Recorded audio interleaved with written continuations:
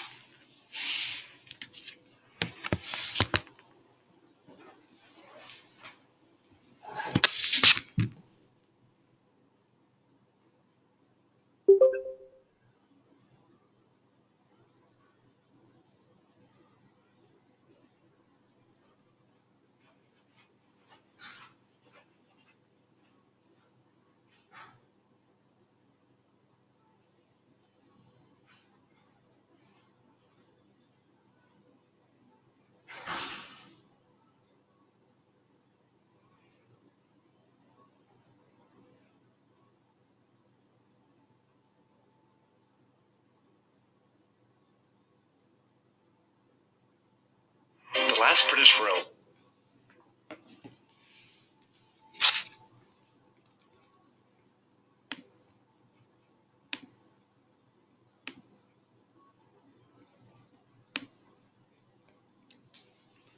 Guys, can you see my screen?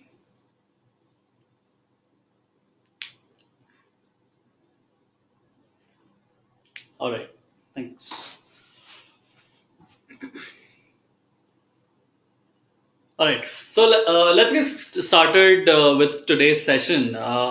So, in today's session, we'll talk about basics of what affiliate marketing is, a little bit more about the kind of affiliate marketing that is available, and also tell you a bit more about what you can do on affiliate marketing, like individually, as well as suppose you're looking out for a job in an affiliate marketing company. What are the skills that you need? What is the basic information that you need to kind of apply for a job in affiliate marketing, as well as how you can actually, if you have a blog, if you have a website, or you have some basic idea of how digital marketing works, how you can start making money out of affiliate marketing as an individual or even as a smaller company. So I'll get to what kinds of affiliate marketing are there, and also we'll do a live session on some networks and platform, and show you how affiliate marketing works in real life. I'll show a live demo towards the end of this session, and also towards the beginning of the next session that we have. So the session will be divided into two parts, one this week and the one the week after. And in between, we'll also have a small task for you guys to complete, and so that you get a hands-on feel of what affiliate marketing is, right? So I'll start off this today's session with the basics of affiliate marketing and certain terminologies that you need to know. And after that part of the session is completed, we can have a small question answer round with you guys. So if you have any questions, please note it down, and only ask the questions in the chat box once we are done with the part of the session, right? And we'll move on to the question answer session. Let's start with affiliate marketing, and I'll just start with the definition of affiliate marketing. So affiliate marketing is basically any form of marketing, be it online or offline, where you are promoting someone else's product. Okay, suppose you don't have a product, suppose you don't have a service, but you are marketing someone else's product and services on their behalf, and you are getting a particular commission or a particular revenue for that. So that is essentially what affiliate marketing is. So in the digital era, it's a form of performance based marketing, where an advertiser or someone who's just advertising their product engages and rewards a array of relevant publishers or affiliates. This is the final end user or the final publisher who is promoting their product to drive users or audience to their website and or apps. Now this is in the digital form. Now the major components of a affiliate marketing ecosystem is, as in the major players in the market, in a affiliate marketing ecosystem, are the advertisers, the media planners or the agencies, the media partners or publishers and affiliates, and the audience. Now I'll explain each of them one by one. Now, another way of looking at affiliate marketing is sort of, like how a river meets the sea, right? A river source here is depicted by an advertiser. So basically, the company, or for example, suppose I am a Jabong, or suppose I am Agio, or suppose I am Apollo Munich. I am an advertiser. I am looking to promote my products. I'm the one who is kind of paying people to get people on my website, to get people on my app, to do an action. Now this river source or the advertiser is then promoting this particular campaign to different affiliate networks or agencies. Now agencies are basically sort of a company which is kind of helping these companies like Jabong and Mintra and Apollo Munich to run their to run their digital marketing or affiliate marketing campaigns. Now the agencies itself are then connected to thousands and thousands of smaller publishers, which are like the sub tributaries. So they are connected to a lot of individual publishers, and publishers are basically any individual who has a source of traffic which they can send to say jabong.com, or which can send traffic to apollomunic.com, for example. And so these are smaller publishers who own websites, who own apps, or even individual publishers who do not own websites or blogs, but who are still buying traffic on behalf of Jabong or Apollo Munich, right? And then comes the vast ocean of users. Users are anyone like you and me, who goes to jabong.com, or who downloads the Mintra app, or who's visiting Apollo Munich insurance websites, who are the users, who are the final people who are actually going to buy a product from these advertisers, right? Moving on, I'll talk about the advertiser. Now, this is the main, the main uh, sort of fueling the whole affiliate marketing ecosystem are the advertisers. Now, these are big brands or smaller startups, or say a website, who are looking to promote their product by getting more people to install their app or come on their website and do a particular transaction. So any advertiser is basically any company selling a product, or any service, who is looking to drive traffic, right? So in the world of affiliate marketing, an advertiser can be a company selling electronics. It can be a make my trip selling airline tickets. It can be an Agio selling clothes. It can be some company selling their car parts, or it can be also an insurance company. It can also be a service based B2B company, who are the advertisers. Now, advertisers usually look forward to affiliate marketing because affiliate marketing works on a pay per performance sort of a model. Now, you must be slightly aware of how Google works, and how Google marketing works, and how Facebook marketing works. When you're promoting an ad through Facebook or Google, you are paying Google and Facebook on the basis of clicks, right? So you're paying them on a CPC model, or a cost per click model.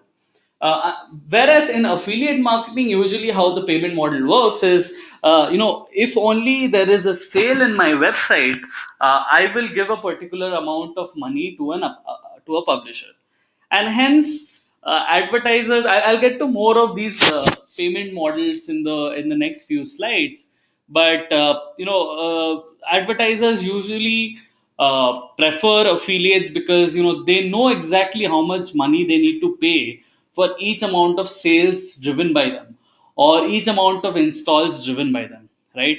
And hence affiliate marketing is a very important part of the digital marketing ecosystem, where big brands would like to work with affiliates, and sort of make them a part of their overall digital marketing strategy, in reaching new audiences, and getting more transactions on their app, transactions on their website, right? Now there are bigger companies like Flipkart, Amazon, eBay, which actually has its own affiliate marketing platform. So they themselves, instead of going to a third party agency, they handle the affiliate marketing in house, Within the team itself, they have, a few people who are looking into a host of publishers who will drive installs or who will drive conversion on their website for them, right? I'll explain more about this when we move on to our next slides. Then we come to the media planner of the network. So a media planner is essentially a middleman. Okay, it's an agency or advertising agency or a marketing agency who does the planning of buying advertising assets for a company, right? I'll give you an example. So suppose Jabong has a marketing budget of say 1 crore to spend. They give this budget to say agency, and that agency or affiliate network, what it does is divides that budget between various small publishers, and then the publisher is then sending traffic back to the main advertiser through these agencies platform, right? So the basic aim of the network is to provide maximum amount of return on their investment for the advertisers with sustainable volumes and performing metrics. Now you might wonder why, an advertiser would want to go through a middleman. Right now, imagine this: I am a Flipkart or I am a Jabong. I will, I will market my product through thousands and thousands of publishers on thousands and thousands of websites and apps. So, as a Flipkart, I do not have the capability to manage, all these advertisers. Hence, to make it simplified, they go to an agency who will manage these, activities for them. And the media planning of the agencies also take care of things like optimization, looking into fraudulent activities, and kind of keeping a check and optimizing these campaigns so that they make it much more efficient, because at the end of the day the advertisers are looking to always optimize the campaigns in the sense that they want to get the best value out of the money they spend on marketing, right? And hence the agencies or the affiliate networks does this for them. uh, Usually these affiliate networks have, a technology in place, they have a platform in place through which they can, do the reporting, optimize the process, streamline the process of payment to thousands and thousands of affiliates, and hence get a, access to a large base of users. So at the end of the day, the more, the bigger the agency, the better they have in reaching out to as many people as possible, right? Moving on. Now, another segment is the audience. Audience is again the people who are at the end of the day looking to buy from these advertisers. So, suppose I am someone who is interested in Jabong. I see an ad of Jabong. I am more interested in knowing about that product, and I go to the website and I buy that product. So, I am a user, right? And users are usually, how do you get these users from? So users can be anywhere. It can be someone, going to a website and seeing a Jabong ad. It can be someone who's getting a email about Jabong ad, and they're clicking on it and then going to the website and making a purchase. So that's sort of like a user. Now every advertiser will want to have a different set of target audience. What that means is, suppose I am a Apollo Munich, I am an advertiser who's selling insurance. Now, I would not want to showcase my ads to people who are 18 years old, right? Because 18 years old will not care much about buying an insurance. Suppose I am someone who is above 60 years old. So I would be someone who would be not be willing to buy an insurance. So I need to understand who my target audience is, and if I am capable of buying that product, if I am interested in buying that product. So audience is separated into different buckets or different segments. Another example is, suppose I go to a espnstarsports.com and I see an ad of a cricket bat. Now, people who will go to espnstarsports.com will be the most relevant to, be interested in sports. Now, imagine you are going to ESPN Star Sports and you are getting an ad of a sort of a dress, a girl's dress, right? in this case, that dress, it would be not so relevant as an ad to be placed on ESPN Star Sports, because that is not my target audience. So this is also very important for the publishers and individual website owners to understand what kind of ads to show to what kind of people, right? So this is some, and I'll tell you how they end up doing this targeting, and how you can target such specific users on specific websites in the following slides. Then comes the publisher, or who is the backbone of the market. Publishers are basically, as I told you, people who own websites or people who own apps, who have a lot of traffic of relevant users. Now, again, here in this last example I gave you, ESPN-StartSports.com is a publisher. ESPN Star Sport is a publisher who is showcasing ad of a cricket bat, right? To show that ad, ESPN Star Sports is actually getting paid by the advertiser who is advertising for that cricket bat. So just like ESPN-StarSports.com, there's thousands and thousands of website which is present, and each of these websites have millions of people visiting their websites on a monthly basis. And these websites would want to, kind of monetize that amount of traffic coming in by placing ads. So, and showing the right kinds of ads make these ads more relevant to people, and hence people tend to click the ads much more, and hence driving revenue for the final advertisers. Okay, so these are basically publishers. Now publishers can also be mobile apps. So suppose you're playing a game, say Clash of Clans. Okay, after playing for a while, you see suddenly a pop-up of an ad to install another app. So again, here in this case, Clash of Clans is being a publisher who is promoting other apps, and when someone actually installs that other app, Clash of Clans get paid, right? Now imagine you also have an app, and where there's thousands of people coming in and logging into the app daily. If you have a uh, sort of like an ad slot on your app, you can also start monetizing your app inventory to kind of showcase different ads and make money out of it. This is how individual publishers make money by showcasing different ads. Now you might be wondering how you can actually become a publisher if you don't have a website or a blog or an app, right? Most of you would not be having their own blog and their website or their own app, right? So even then you can be a publisher where you can buy traffic from a third party platform and send that traffic back to your advertiser, right? And if you do it correctly, if you optimize the campaigns, you should be able to make a positive return on investment. I'll tell you about this on a live training where we actually set up a affiliate marketing campaign, and where we buy traffic from a third party provider. So, a little look into the affiliate marketing industry currently and who are the bigger players in the market. I've divided this into Indian and as well as international networks, right? So, if you see on the left, you would see some top Indian affiliate networks who are doing great, who are working like an agency, and who promotes like all affiliate marketing campaigns for big advertisers in India.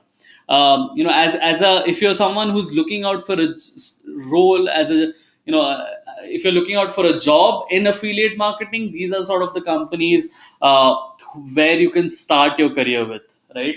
And all of these companies are looking to kind of work with people who want to understand, who understands basic of affiliate marketing, and who can help grow their company. So, a few top players in the Indian scenario would be V Commission, Tyro, iCube's Wire, Optimize, so on. And like I told you, some bigger advertisers have their own affiliate marketing platform. For example, Flipkart has its own affiliate marketing platform. Snapdeal has its marketing platform. eBay has its marketing platform. Amazon has its marketing platform, where you can actually sign up as a publisher and you can start promoting products from their website, right? So imagine I am someone who has relevant traffic to sell shoes. Okay, so I have relevant traffic uh, which has people who are interested in buying shoes. So I will go to say an Amazon or a Flipkart and I'll sign up as an affiliate and I will start promoting their shoes on my traffic, right? Uh, Suppose I have a lot of app install traffic, which means I have traffic through which if people come, they will start installing different kinds of apps. So I will start getting in touch with people like Tyro or iCubesWare and start running certain app install campaigns. So these are sort of like the major affiliate networks in India. If you look at globally, there's things like ClickBank, there's things like Max Bounty, Peerfly, Rakuten. Amazon obviously works globally, Trade Doubler, and so on. So this is basically where you will be able to find. Suppose if you have traffic in another country, right? Suppose if you have a blog or a website where you have a lot of traffic coming in from the US or Canada or UK, and you want to run relevant traffic for the relevant ad there. So you can get in touch with people in these international networks and you can sign up as a publisher and start promoting products. Now it's very important to kind of get the country right. Suppose I don't want to promote Indian product on a US website because it doesn't make sense. So it's important that you promote the right kind of offers in the right kind of geography to make more effective business out of affiliate marketing, right? So sort of like an industry dynamic that we are seeing currently is that, so previously what used to happen is all these Flipkart, Jabong, Myntra, Amazon used to buy traffic in the form of clicks. Okay, so at the end of the day they would only pay a publisher when someone clicks on an ad and reaches their website. Now, nowadays, what advertisers do is in affiliate marketing, they don't pay for clicks. They pay for when a particular sale has been done. So, suppose I'm a Flipkart. I'm promoting a product. I would say that for every sale that you get, I will give you 10% of the value of the product as your commission. So suppose you are a publisher, you have a lot of inventory, and you're promoting Flipkart products, and you end up selling a TV. So that TV is worth say 30,000, and you will get 3,000 rupees, 10% of that 3,000 rupees as a commission for selling that TV, right? So that is how mostly affiliate marketing works these days. It works on a cost per sale basis or a revenue share model. I'll talk about more of the kind of payout model that you have currently in the industry. So this is sort of like a representation of how affiliate marketing works. So imagine you have a website or you have a blog. You showcase a particular ad on your website. Okay, and this can be an ad for any particular advertiser which you get from an affiliate network. Now, the user clicks on that particular ad, the user goes to that website through a specific tracking link. Now, it is very important to understand how tracking works because, suppose you're sending traffic to flipkart.com and Flipkart doesn't know who is sending the traffic. So, at the end of the day, how will they pay you? Okay, suppose you go up to Flipkart and say, hey, I sold 10 TVs on flipkart.com through my traffic. Pay me so and so amount of money. But for that, Flipkart needs to know that that traffic has come from your website or your source, right? And hence there is a way of how tracking works. I'll show you this on a live demo. Let me just show you this. Suppose suppose I go to NDTV. So NDTV here is sort of like a publisher, right?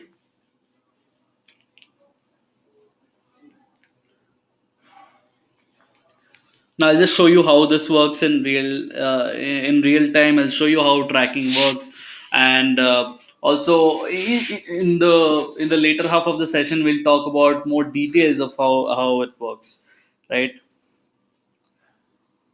All right. So as you can see, I'm on ndtv.com and I am seeing a ad. I'm seeing an ad of livespace.com. As you can see, this is an ad. Now this looks like a Google ad, but affiliate ads look pretty much similar. You can actually have affiliate ads. So this could be an affiliate ad run through DoubleClick. But let me do something. Let me click on this live space ads. Now, as you can see, the ad redirects to livespace.com on a specific landing page, but it also has a lot of parameters or details about where this came from. So, as you can see, it's coming from a Google campaign, and you can also see there's a ID, say a UTM campaign ID, right? And it also has other information, which ad group ID it has come from, what is the content, what is the device it is coming from, what is the placement. I can exactly see, okay, it has that the user has come to livespace.com from ndtv.com. It's written here, and this is a specific unique ID called Google Click ID. So tracking in affiliate marketing works the same way. I'll get to the kinds of tracking technologies that is available. So it's very important for you to understand how tracking works. Suppose you're looking for a job in affiliate marketing with a network. Tracking is sort of like the basics that you need to know about the whole flow, about the whole how the technology works. You need not know the back end of how the technology is built, but you need to understand about how the technology works, and how people how affiliates are attributed to a particular sale. Like I told you, like on Flipkart, you're seeing 10 TVs being sold, but you need to prove to Flipkart how that 10 TVs have been sold from your traffic, right? So I'll get to more of tracking technology in the second half of today's session. All right. So as I was saying, so the customer goes to the website, the customer makes a purchase or a lead or any particular action on the website, and the affiliate marketing then records this purchase. They know that, okay, fine, there's been some activity on flipkart.com due to the traffic that has come from me, and this has been recorded in the affiliate marketing system. And then the purchase is made by the merchant. The transaction is credited to the referred affiliate. What it means is, so suppose I sold a TV, and the deal is that the affiliate is supposed to get 10% of the share. So automatically that amount is transferred back to the affiliate network, and the affiliate gets paid their commission. And again, the cycle keeps on happening with more people coming into the website, clicking on ads, going to different websites or advertisers websites, and then making a sale, and then the affiliate making money out of it, right? So what are the goals and purposes of affiliate marketing? So with the use of affiliate marketing, you can easily optimize your campaigns. You can know, okay, this is the particular publisher or this is a particular website from which I'm getting most of my sales. Let me increase budgets and show more ads on these websites or these publishers. Or suppose some particular publisher is giving say a large volume of sales, but they are all being cancelled. Okay, suppose I'm seeing that from NDTV I'm getting a lot of sales coming in, but most of the sales are COD and they're being cancelled. Hence the quality of the traffic from NDTV is not that great. Okay, I can take with the use of data, I can understand that, okay, this is working and this is not working. I can control the quality. Like I said, I want to control and optimize on the quality of traffic that is coming in. I see that suppose I'm running a campaign and I'm seeing that from a particular website, I'm getting a lot of clicks but very low conversion. So my conversion rate from that website is very low. It could mean that the target audience is not correct, and hence I would want to stop my campaigns on that.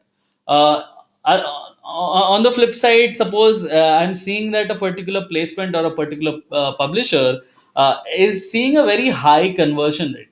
It means that they have the most relevant audience for my product. Okay, and hence I will focus more budgets on that particular publisher. And also with the use of affiliate marketing, you can pay on different models. Like I said, with Facebook and Google, you can only pay on a cost per click model or a cost per mil or CPM model. But with affiliate marketing, you can actually pay publishers on a cost per sale model or a cost per lead model, right? You can define your payment models, and the publishers will work towards that. Hence it's beneficial for a advertiser. Now imagine this: I am a say I'm a live space. So this is imagine live space is running uh, affiliate marketing campaign, and their goal is to get people to fill in this form and get a quote. Okay, they want more leads generated. So at the end of the day, if livespace says that okay, fine, for every lead generated, I'm going to pay you 100 rupees. So the advertiser or live space can define that okay, I only need to spend 10 lakh rupees this month, and from 10 lakh rupees divided by 100 is the amount of leads I will get if I spend 10 lakh rupees. So I before the start of the campaign, livespace knows that this is the amount of marketing budget you need for so and so amount of conversions, which is not possible through a Google or a Facebook, because Google and Facebook, you have to optimize the campaigns because you're only paying for cost per click. You don't know if those clicks will convert to a conversion, right? And hence it's beneficial for advertisers to work on affiliate marketing because they know beforehand whether what will be the cost of the overall campaign, what will be the uh, overall number of conversions that you'll get from that campaign. All right. So suppose you are looking to set up your own affiliate marketing business. So these are the sort of things you need. You need to be signed up with affiliate networks. Now, affiliate networks is again the agencies from where you can get the campaigns, right? So imagine this: you are someone who is wanting to experiment on affiliate marketing, right? You can't obviously just go up to a Flipkart, or you can't obviously go up to say Forlenco, or suppose a Jabong, and say, hey, I want to test out affiliate marketing with you guys. Can you help me with a campaign? Because these people are working with so many people, and they will not listen to someone who is just willing to test out.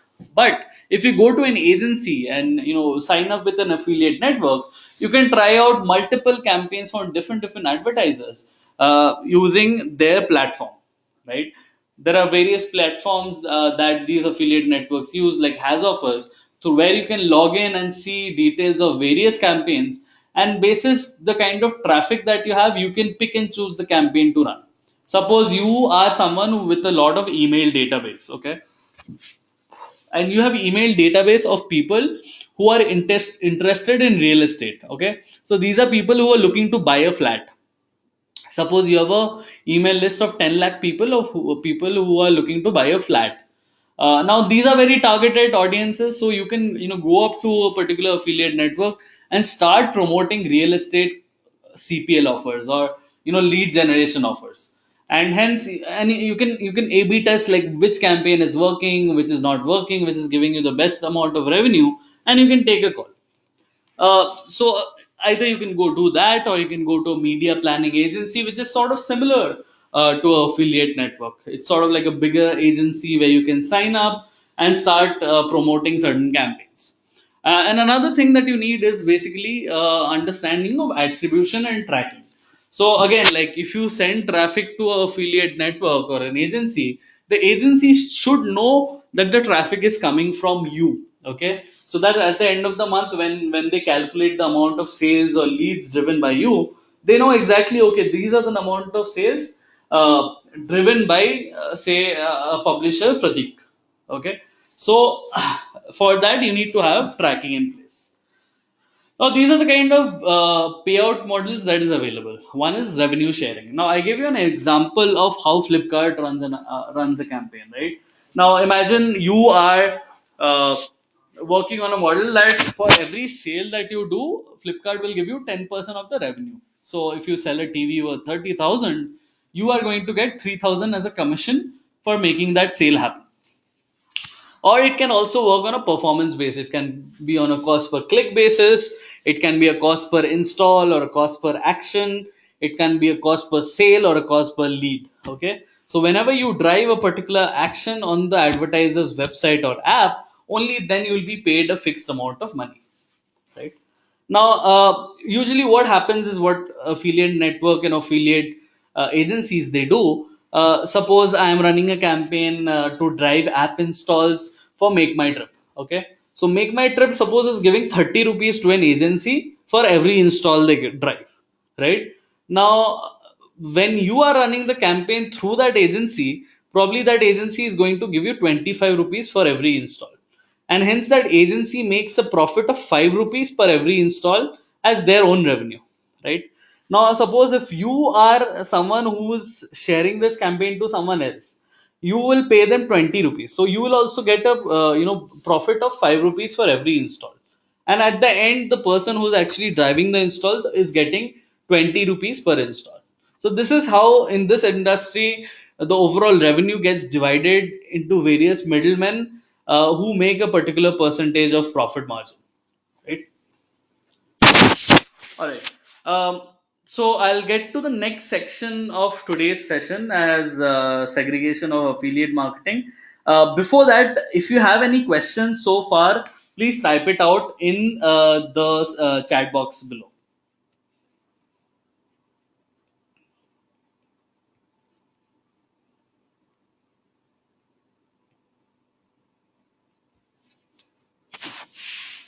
Guys, do you have any questions? Please write it down in the chat box. Any kind of questions related to what we just discussed, please write it down. I'll talk about more of it.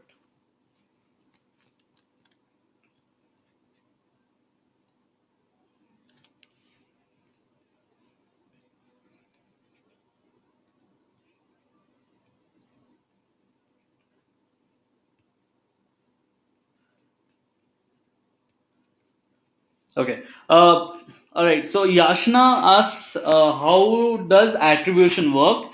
As in, how do we buy and send traffic? All right.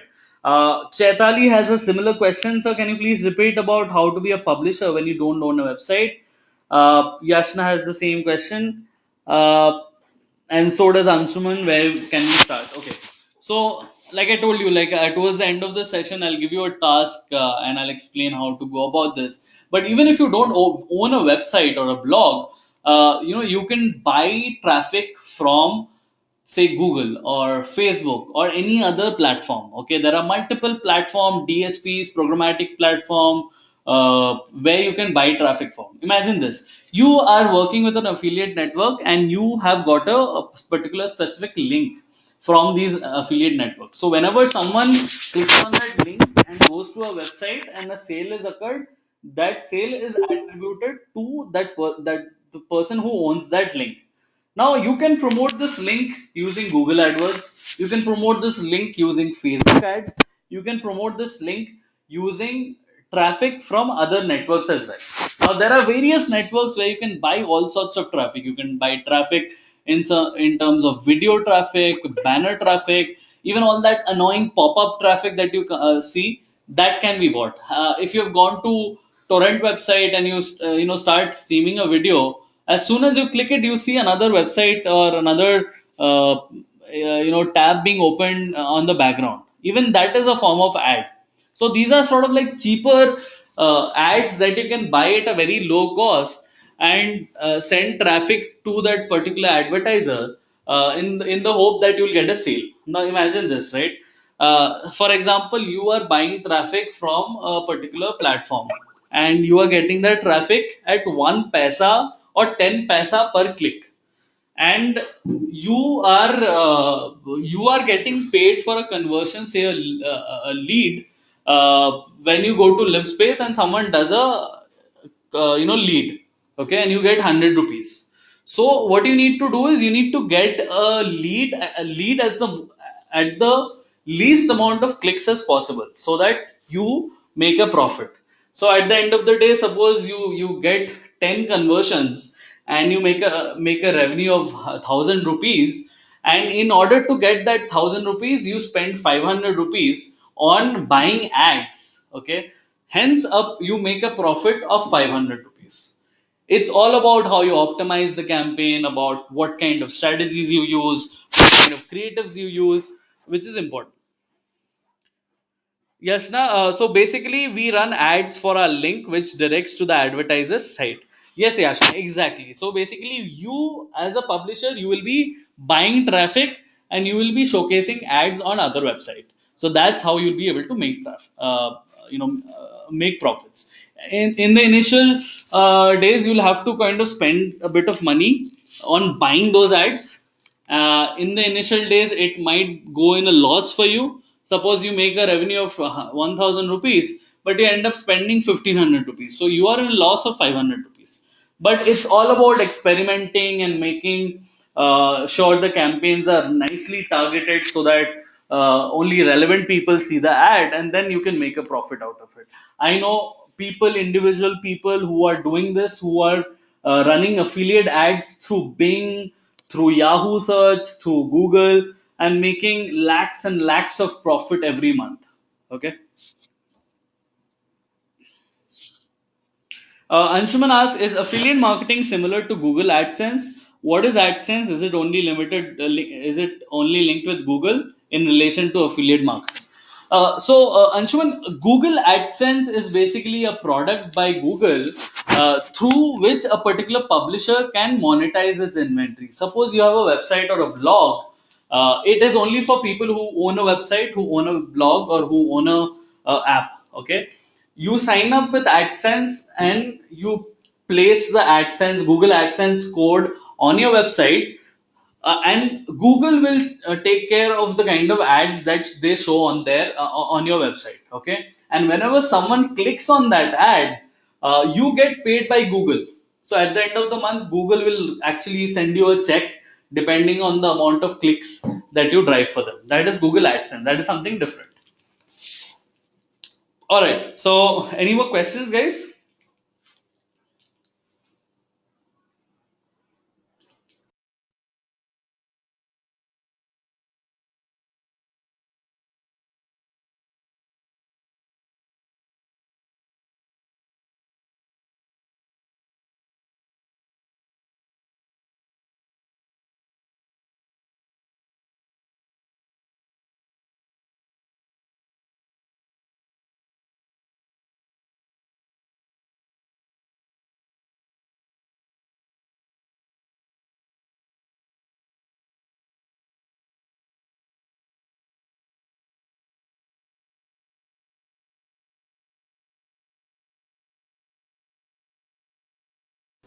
All right.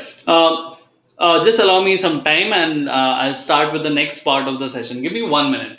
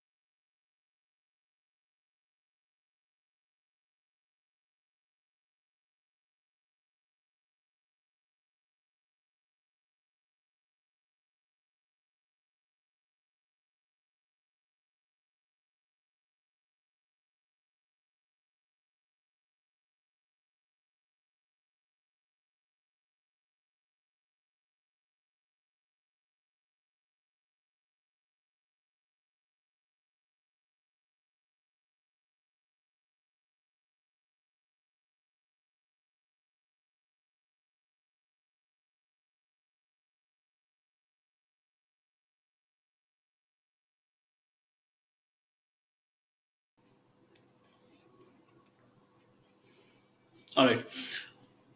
Can you see my screen now? All right.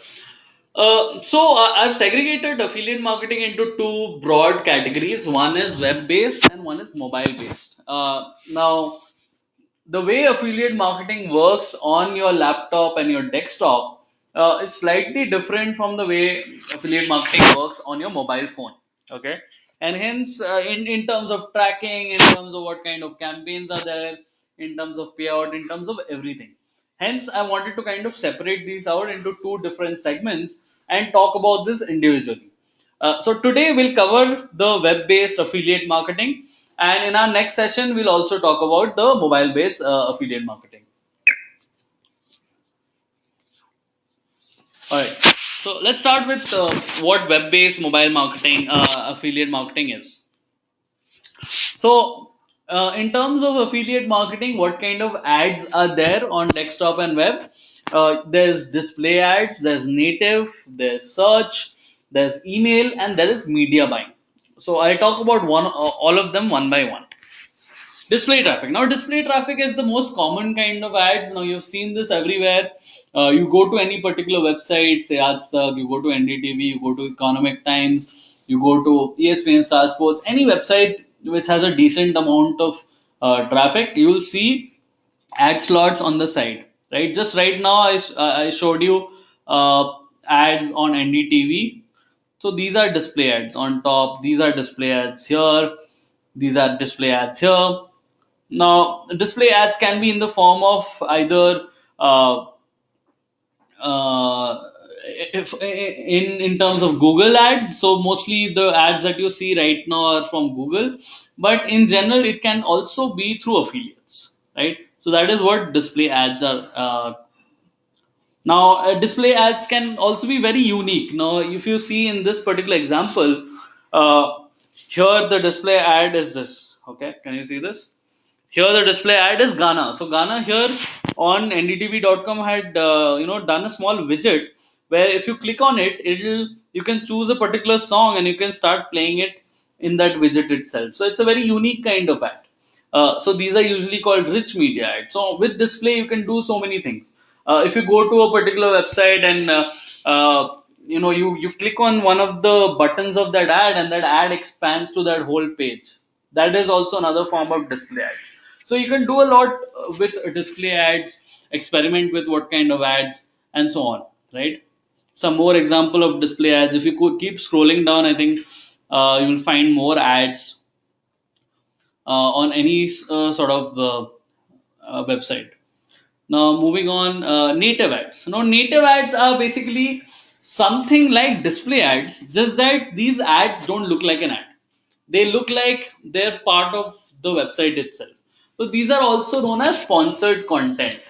For example, in this left example, I'm on scoophoop.com and I saw an ad of a Mercedes AMG. Now, if you hover on top of that article, I saw that it was written partner.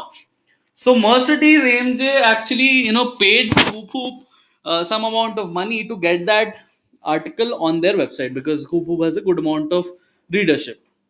Similarly, on ndtv.com, I go and I see that there are ads by Taboola. Taboola is a native ad platform. So here you can see Jungli Rami is promoting their product through a particular article. Just right now, I am on ndtv.com and I scroll down and I see some sponsored links by Taboola. So if you see the website, these ads do not look like an ad. They seem like another article part of the website. This is seamlessly built into the website. So as you can see, these luxury homes in JP Nagar are the size of a villa. So again, this is a real estate ad being shown as a native ad.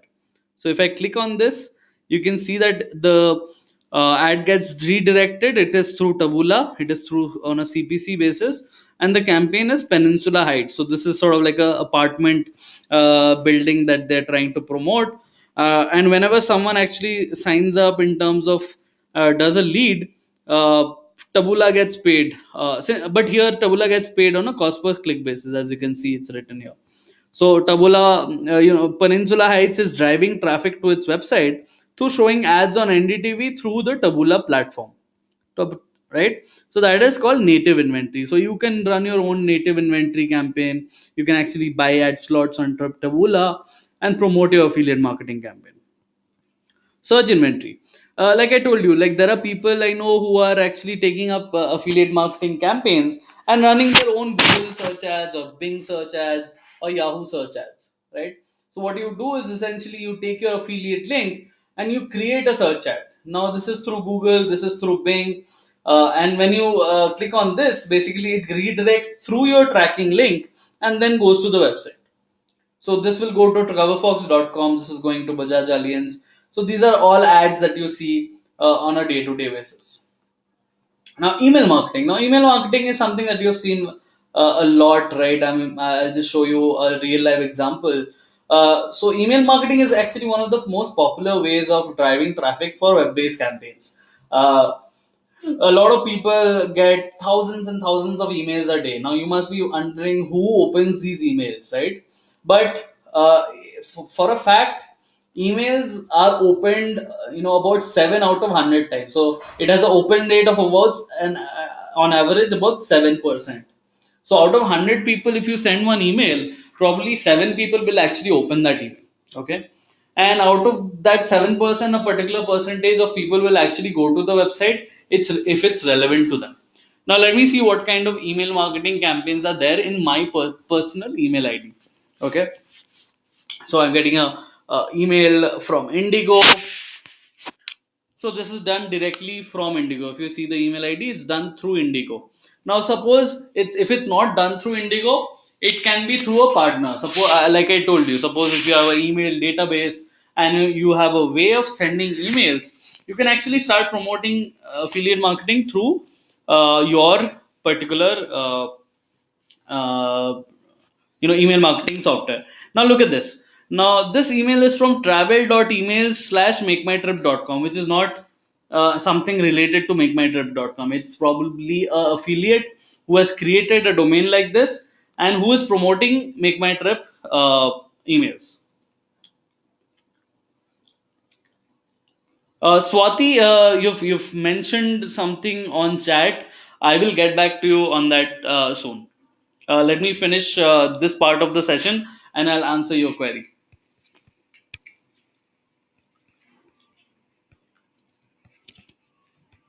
Let's see some more examples. So as you can see here, Tata Click has, it's coming from tataclick.com itself. So Tata Click is promoting their own emails, but most of the times you will see uh, emails coming from other partners as well. Look at this. So this campaign is suppose a medicine delivery. It is being sent by findatstro.com, which could probably be an affiliate, right? So if I click on this link, I see that the campaign redirects to medlife.com. Okay.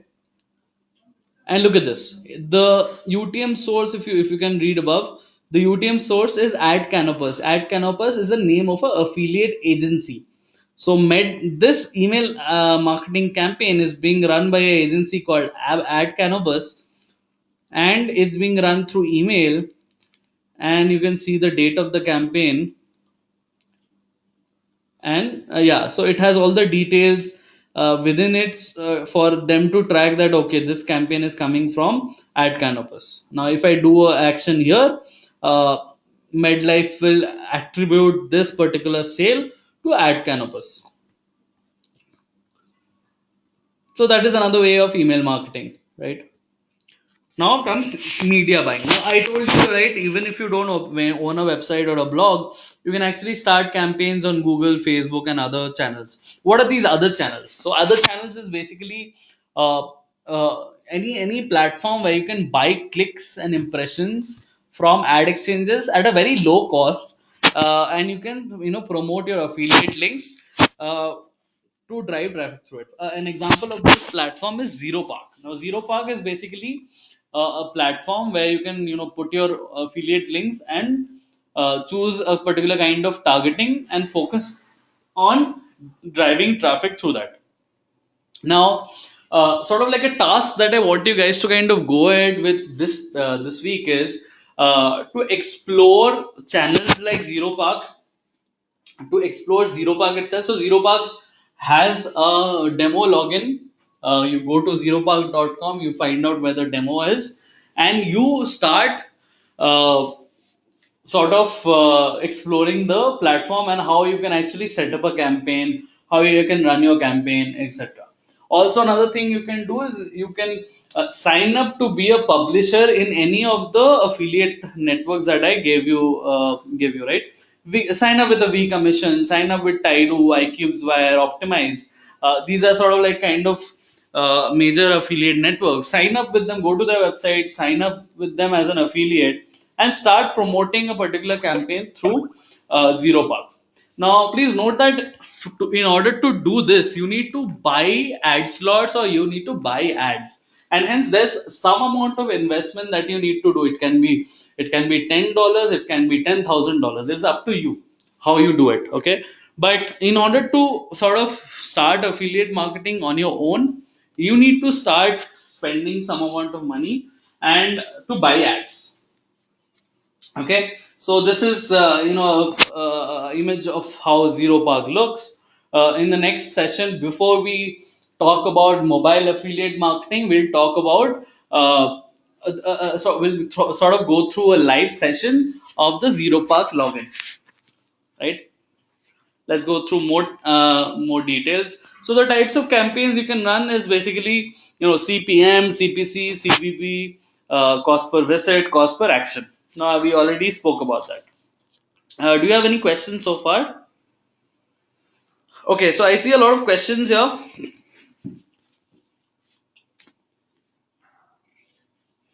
Okay, Swati, you have a question. I have a website of a big company. Can I make affiliate links for my website, or can I run affiliate links on my website?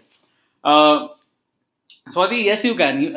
In So first you need to kind of figure out what you want. Do you want more traffic on your website? Do you want to be an advertiser who needs traffic on your website, or do you want to monetize your website by placing ads on your website? Okay, these are two separate things.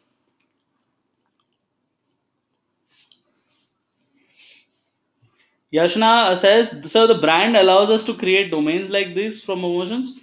Um, Yashna, can you explain your question? The brands allow us to create domains in the sense. Okay, you mean the email IDs?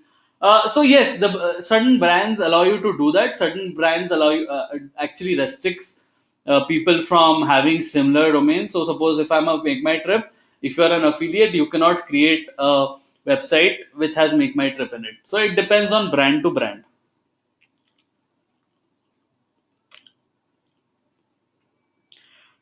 Chaitali asks, over here, Canopus is the affiliate network or the publisher?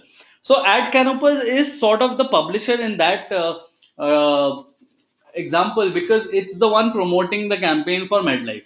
Now, it can also be an affiliate network if they run this campaign through someone else. Now, if in that tracking you saw I think I closed that thing. But if in the tracking you saw UTM campaign at Canopus, UTM medium something else, it could be run through at Canopus, but by a secondary or a tertiary publisher. So at Canopus can both work as an affiliate network or a publisher. Yashna's solo ads are also part of media buying. Yes, Yashna solo ads is also where you can buy traffic from. Anshuman asks, how are Flipkart and Amazon? Anshuman, can you explain the question a bit more in detail?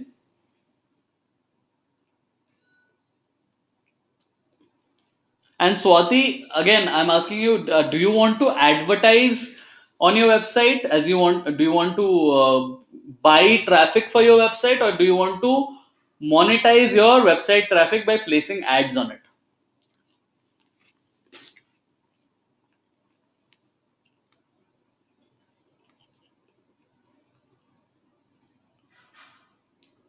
You want to advertise. If you want to advertise, you should go to a affiliate network like say a V Commission, right? If your website is placed is in India, go to V Commission and say that, "Hey, I want to promote my website. I want to have more traffic," and you sign up with V Commission as an advertiser. Okay, you sign up with affiliate networks as an advertiser and then set up campaigns. Now Amazon Associates only sets up only promotes its own product. It does not promote uh, products that is not listed on amazon.com. Okay, if you have products on amazon.com, you can register with Amazon as an advertiser and start promoting Amazon products. Anshuman, if you want to be part of Flipkart and Amazon's affiliate marketing service, you can actually log on to their affiliate marketing websites. You can go to Amazon Associates. You can find out Flipkart affiliates and sign up as a publisher there. Swati, what about ClickBank? ClickBank is also another affiliate network where you can sign up as an advertiser or a publisher. Okay. Usually, ClickBank has campaigns globally and not localized to one particular nation. But usually, they have mostly US based campaigns. Swati, it's very much legal. It's an affiliate marketing company.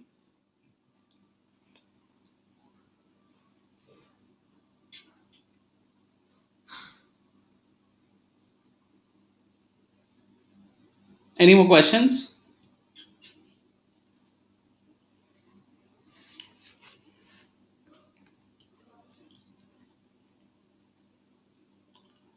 Anshuman asks a very Excuse me, sir, can you hear me? yeah, Sir, the ClickBank yeah. uh, does banking this thing promotions. So, malab, payments and all. Is it if we want to do something payments regarding it's safe to do it with ClickBank? Yes. Can we use ClickBank? Yeah, yeah, definitely. ClickBank is actually one of the largest international sort of affiliate marketing platform. It has thousands and thousands of publishers working for it, and they have a lot of finance related products listed on the ClickBank platform. You can actually go through it, but I think there are better alternatives like Max Bounty. It depends on the product. So certain particular affiliate networks are good at a particular vertical of business. So you need to understand that. Swati, what we can do is, if you have more queries on this on a business level, you can get in touch with me, and I'll be happy to help you out here. Okay, sir, where can I get in touch with you? I'll send you all my LinkedIn link. You can connect with me on LinkedIn, and we can get in touch. And if you have any questions later on as well, please connect with me on LinkedIn. And yeah, I think we can take it forward from there. Thank you, sir. Please give me the that link, please, sir. Let me just share this with all of you guys.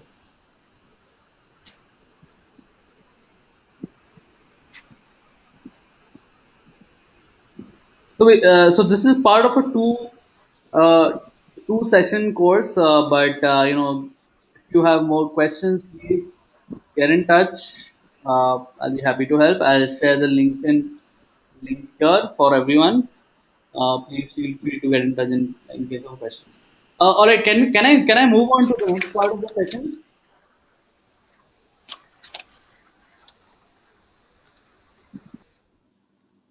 All right. Uh, So let's talk about tracking and ideologies. Okay. So again, I told you tracking is a very important part because you need to know where that traffic came from. And also, if you're looking for a job in affiliate marketing industry, tracking is sort of like the basics that you need to know. Now, I'll talk about tracking in today's session from a web-based affiliate marketing perspective, right?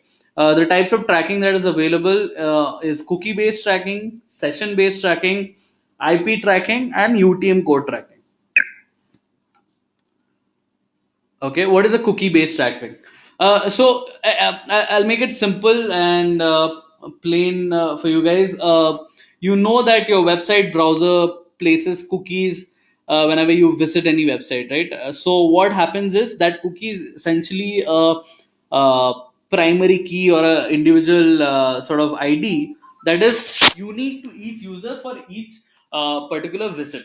Now, suppose I go to a Flipkart.com. Flipkart.com sort of tracks that okay, this user is coming. This is the cookie ID or this is the particular unique ID, and it tracks that particular user throughout its session. So cookie based tracking and session based tracking is somewhat similar. So I'll talk about both of them together. Uh, Now, suppose I'm a user, I go to a website, I go to flipkart.com, I go to jabong.com, and then what I do is I add something to cart and then I purchase the product right then and there. Hence, what happens is in one particular session, I have the same cookie ID. Uh, uh, Amazon tracks that okay, it is this particular user who has come to my website through this particular campaign or this particular affiliate, and at the end of the session, it has also converted into a final sale. Okay. Now, many a times, what happens is I go to a website, I go to flipkart.com, I see a shoe that I really like, but suppose I don't buy it right then and there, I'm waiting for a few days to buy it, and then after a few days, I go and buy that product, right? So it backtracks and figures out, okay, this is that same user who came from that campaign, and it converts after few days, okay? And the advertiser can actually define this length of the session. The session time can be as low as 1 hour or it can be as high as 30 days, okay? Now it depends on the kind of campaign. Now suppose if I'm someone who comes from an insurance ad, and I come to apollomunic.com. Okay, I see the product, I understand the details of the product, but obviously as an insurance, someone who's buying insurance, I will not buy it straight away.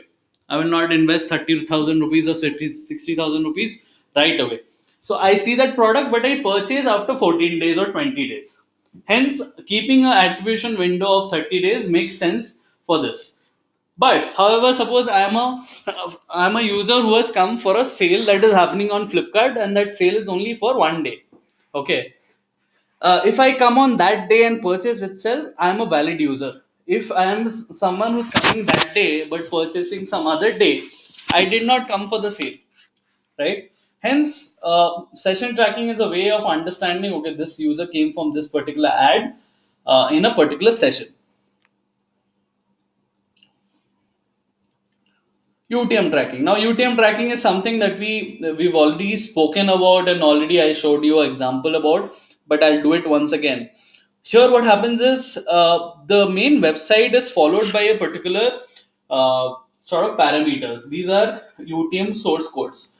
Now, UTM source codes can then be tracked on Google Analytics. Okay, suppose I'm a Flipkart.com. I have traffic coming from many channels, like tens and hundreds of channels. I need to understand which marketing channel is the best for me. And hence, I see what kind of campaign source is coming from, what kind of medium is there, what is the exact campaign name, what is the keyword name, what is the content name, so on and so forth, right? For example, uh, okay, we go to this example once again. So I go to that Peninsula Heights campaign, and now you can see that my UTM source is Taboola. So Taboola is sort of like the marketing affiliate network from which the traffic has come. CPC is the medium on Taboola that it's come from, and Peninsula Heights 2018 is the name of the campaign. You can add more things, right? Say UTM term equals to something, some keyword, right? And say UTM name equals to Peninsula, something, right? And when Peninsula Heights opens its Google Analytics, he will see that there's traffic coming from Taboola, it's coming from CPC Medium, it is coming from Peninsula Heights. Now, if I change this, now if I do say it's coming from Pratik, okay, and UTM medium equals to test, and then I press enter. Okay, on the back end of Peninsula Heights, when they log into Google Analytics, they will actually find there's a traffic known as Pratik, and there's a UTM medium called test. Okay, so depending on this, they find this data back at Google Analytics, and then they can take a call as to where the campaign is coming from. Okay, let's move on to the next part. Swati, I'll answer your question soon. Okay. Now, in the last few years, what we have seen is a lot of people are doing a lot of fraudulent activities in affiliate marketing.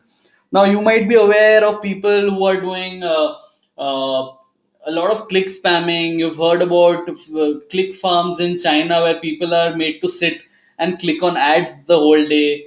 And people are just installing apps just for the sake of it. So there is a lot of fraudulent activities which goes on in affiliate marketing, and this ends up wasting a lot of budget that the advertiser has.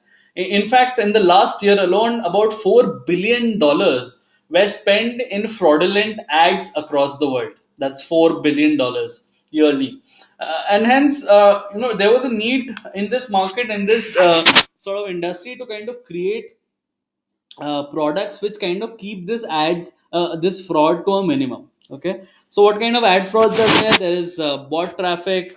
There is bot traffic is basically a computer or a script which is just going to websites and acting as if it's a real human being, but actually it's a bot. Okay, then there have been cases where an affiliate is driving sales on the website, but all of the sales are COD and all of the orders are being cancelled. Now, an affiliate is being paid only when someone is getting placing an order. It's not on basis of whether that product is getting delivered. So imagine this, right? I'm a user. I am running a Flipkart campaign. I order 100 TVs, and for each TV, I'm making 3,000 rupees as a commission. I make a lot of money, but then suddenly Flipkart realizes, oh, all these 100 TVs, the order is COD and it's cancelled, right? So there's a lot of way through the use of data, through the use of platforms nowadays that people have started understanding these kind of frauds and they've stopped. And if you are a publisher who is doing red hat, black hat techniques and doing a fraudulent activity, you will be asked to stop your campaign. You will not be paid. You will be blacklisted, right? So there's a lot of ways. Even then, these days there's a lot of highly evolved kind of fraudulent activity that happens. It will constantly be a part of affiliate marketing.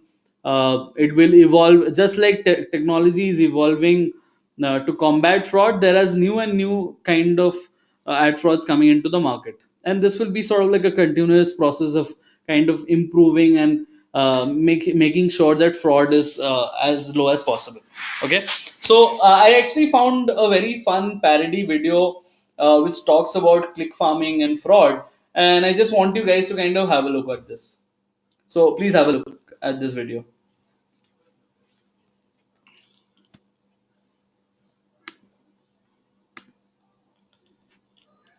Just give me a minute. I think my laptop just froze.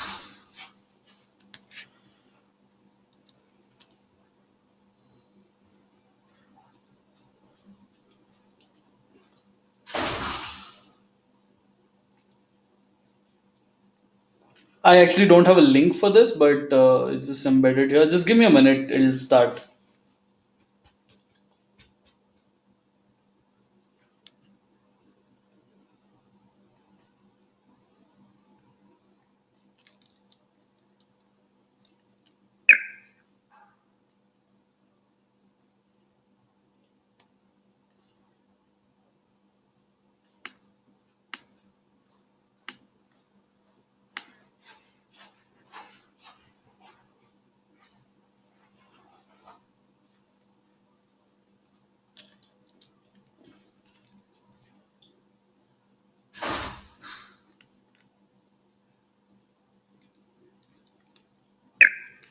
Let me actually just show this to you. This is actually pretty important for you to understand what fraud is.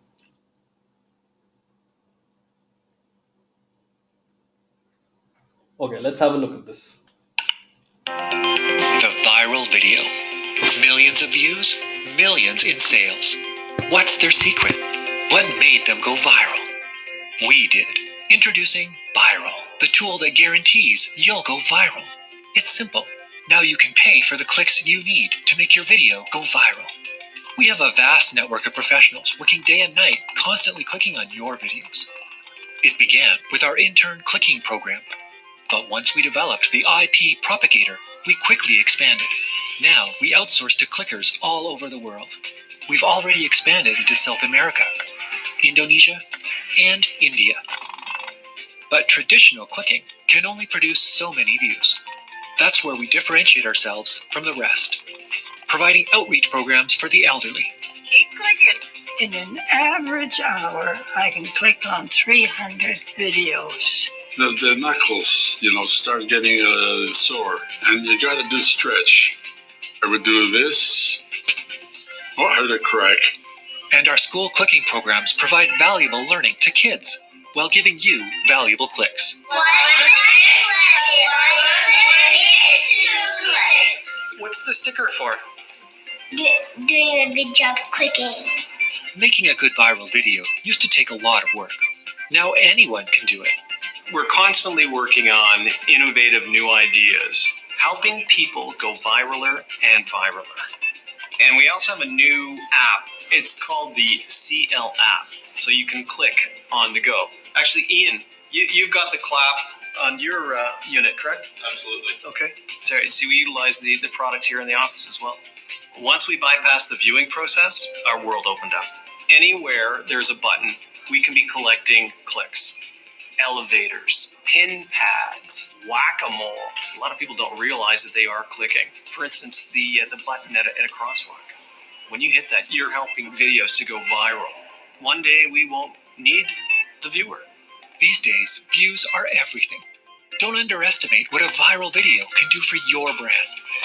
Success, awards, what are you waiting for? Why hope it'll go viral when you can guarantee it with Viral?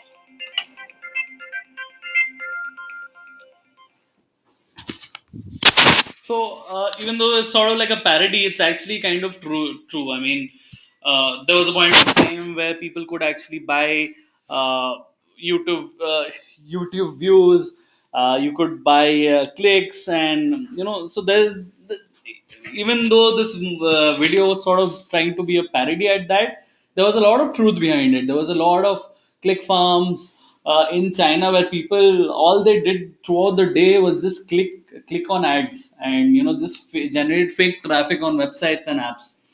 So even though that has stopped right now, I mean, you can't do that right now, but it's become much more intelligent in terms of the kind of fraud. And imagine, people, advertisers pay real money for all these fake traffic, and it amounts to $4 billion yearly. So advertisers at the end of the day are losing money, and hence it's very important as a company. Yashna mentions that India as well. Last year, a major scam happened. So this kind of things happen. I personally work in mobile marketing business industry for the last 2.5 years. Before that, I was in an agency, and I face this on a day-to-day basis where there was so much amount of fraud happening. Right. All right. Moving on to the next session. Before that, can we have do we have any more questions?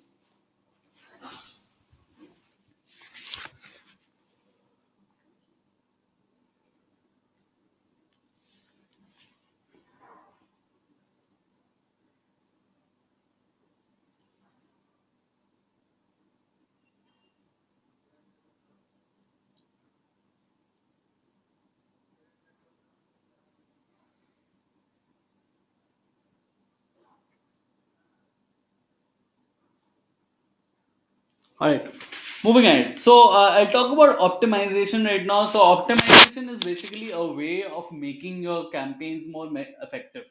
Okay, imagine you're getting a campaign where out of every 100 clicks you're getting one order.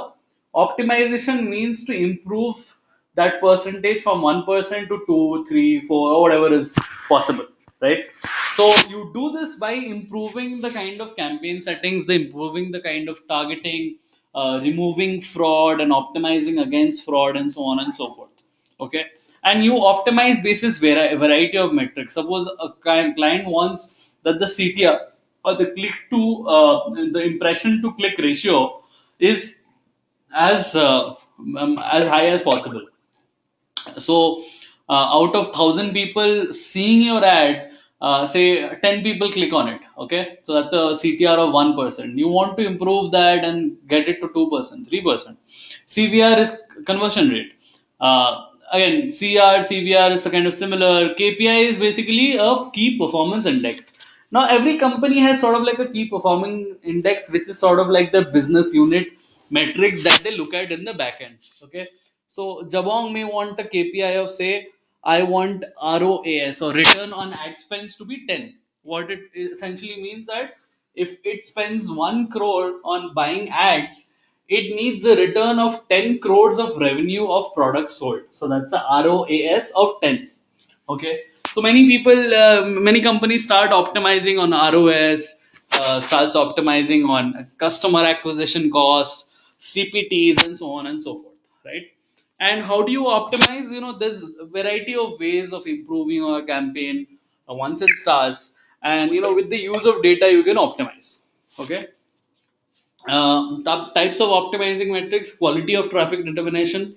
So you would understand if the quality of your traffic is good if your click-through rates are high, as compared to the average, if your conversion rates are high. Okay, uh, yeah, if So suppose you're running a campaign on 10 different websites and you're seeing that website 4 and 5 is giving you the highest conversion rate. So obviously it makes sense to, increase your budget on campaigns 4 and 5 or placement 4 and 5.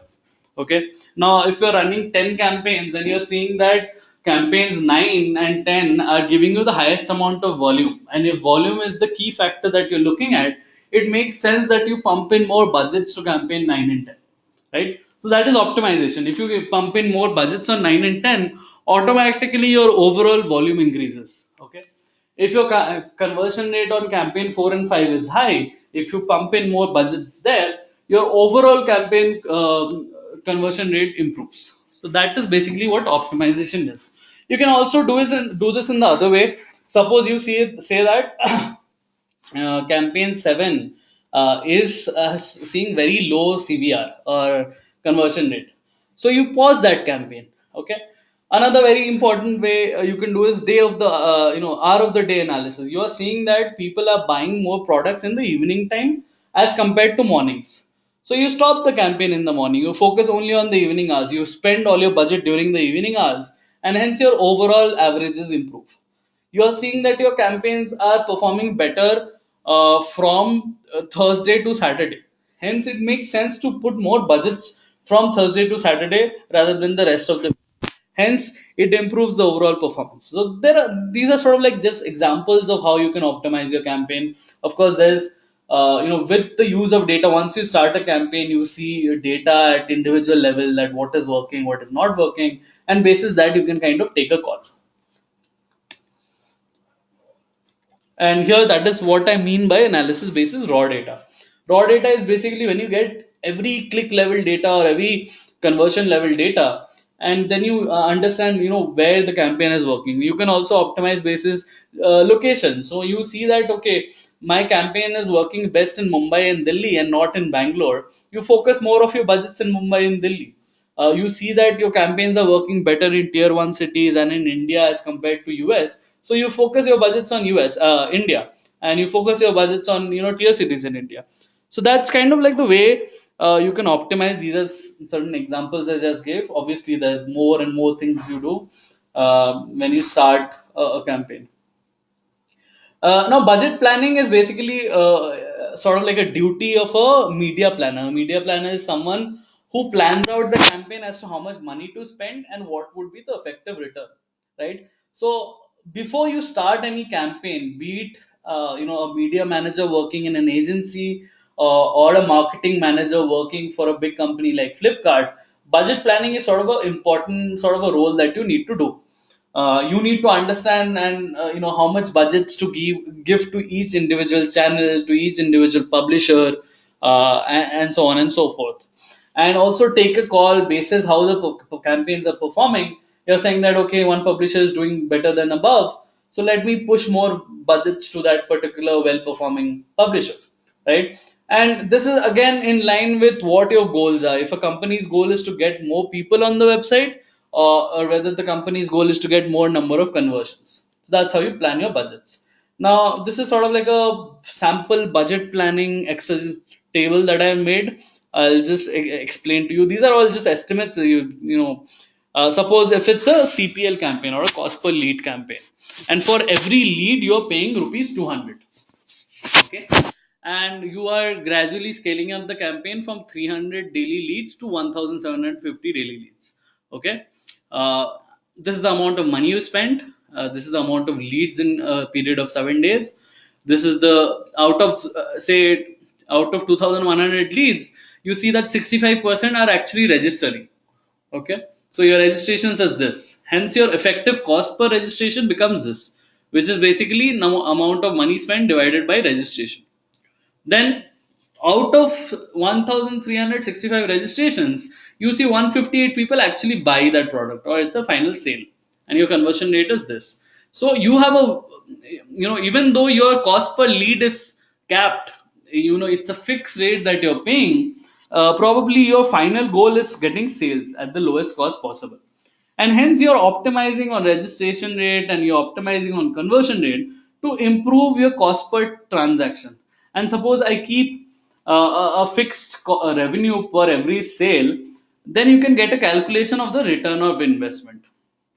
So this is just a basic planning sheet.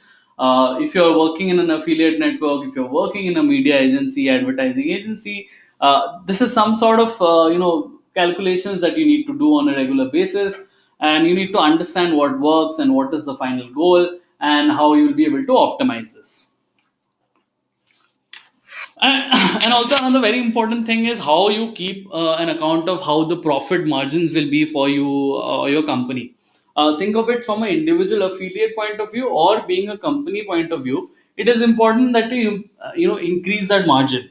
Now I'll give you an example where Jabong, Make My Trip is running a app install campaign at 30 rupees, and the affiliate is running that campaign with other publishers at 25 rupees, making a profit of 5 rupees.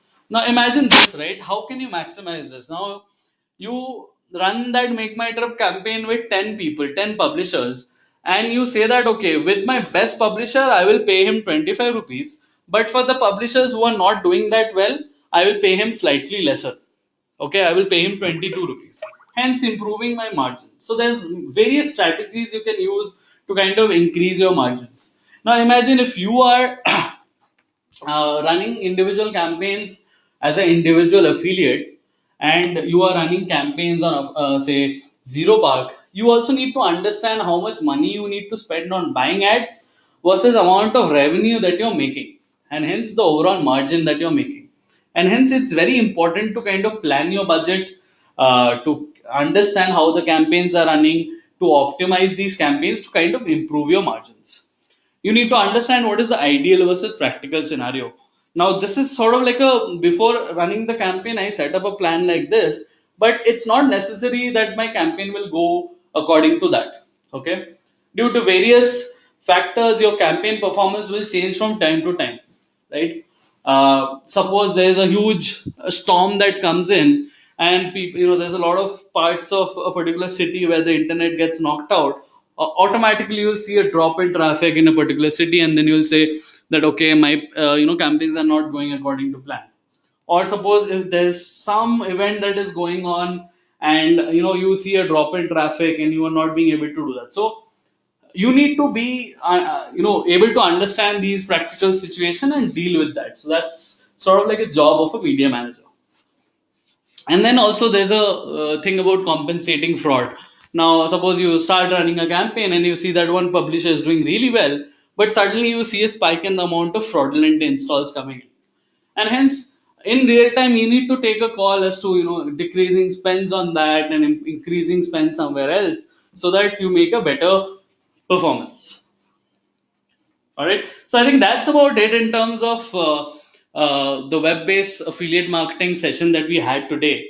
In the next session, we'll talk about mobile based affiliate marketing and how it works, what kind of ads are there, how does tracking work, and so on. Right. So if you have any questions so far for today, please put it in the chat box. And also, before we leave, I have sort of like a just give me a minute. I have a feedback link I'm sharing with you here. I request everyone to share your feedback on this link as well. Before you leave, please fill up the feedback form. And if you have any questions so far, please put it in the chat box, and we'll address it.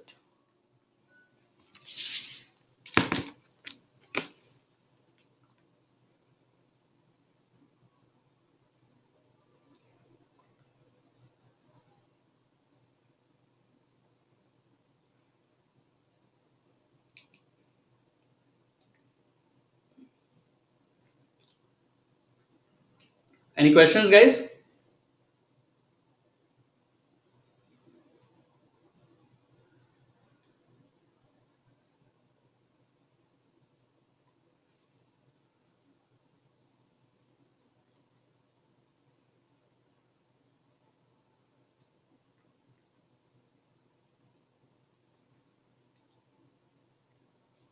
Swati, yes.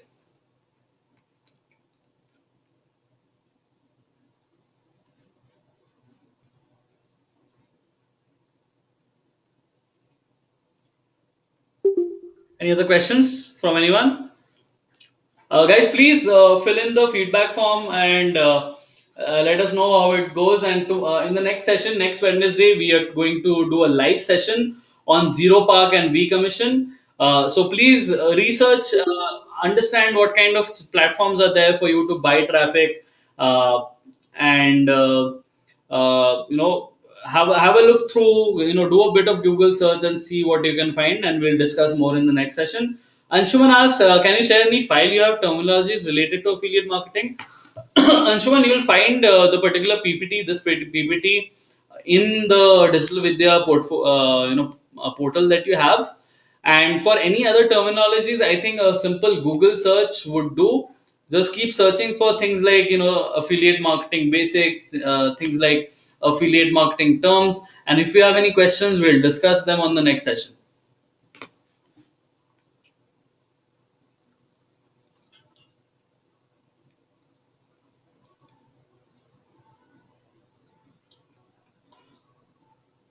All right. Thanks everyone for coming in, and hoping to have a good session next time around. Hope you guys enjoyed the session today. Let's learn more next Wednesday. Thanks.